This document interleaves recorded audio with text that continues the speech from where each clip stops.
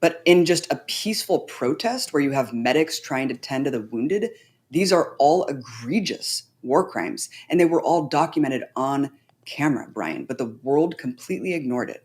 And fast forward to today, all the people involved in the Great March of Return, I mean, they're Ahmed Artema, the organizer of the Great March of Return, an incredible poet, peaceful guy, super chill guy. I'm in contact with him all the time. His house was targeted.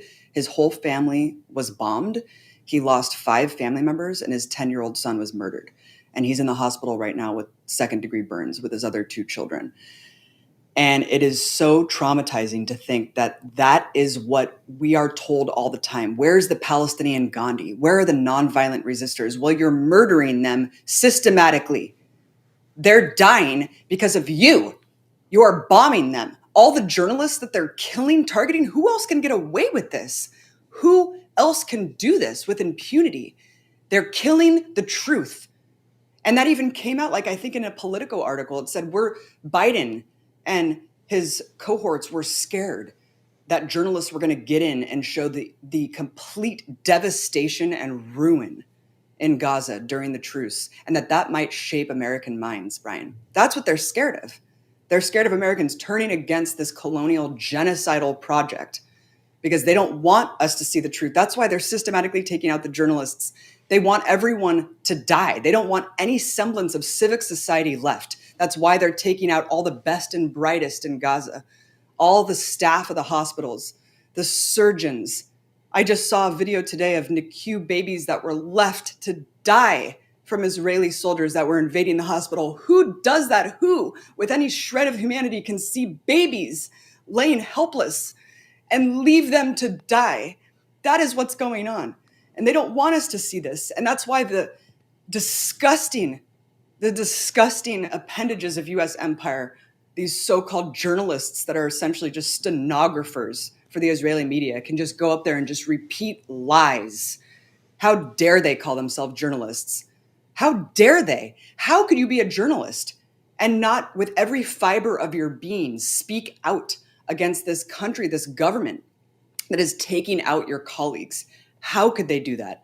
I still don't understand, Brian. And, going back to your last question about this concept that it's this ages old battle based on religious strife, it is insulting to our intelligence. Christian, Muslims, and Jews all lived in historic Palestine. It wasn't until colonizers started to come that problems started to arise. It wasn't until they tried to create a state on top of another people based on ethnic cleansing.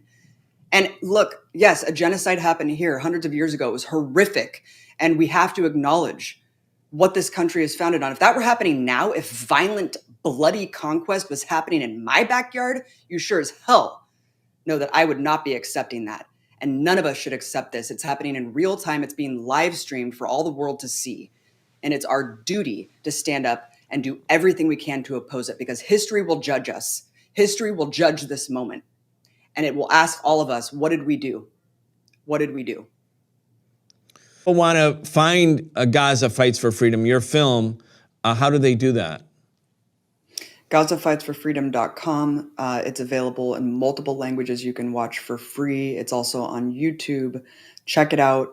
And Brian, these BDS laws that they're putting in the books, it's a preemptive attempt because they know the tide of justice is turning. They know where American sentiment is at. They know where the youth is at. We don't believe them anymore. We're fighting for justice. We're fighting for what's right. And that's equality for all Palestinian brothers and sisters that are living under this oppression, Brian. And that is why these BDS laws are being enacted. That's why they're trying to ban JVP, Jewish Voices for Peace. I mean, the audacity to actually try to ban Jewish-led organizations on campus and to try to threaten students' futures if they are doing what's right. We can't let this happen. We have to stand on the right side of justice and history. Thank you so much for letting me come on.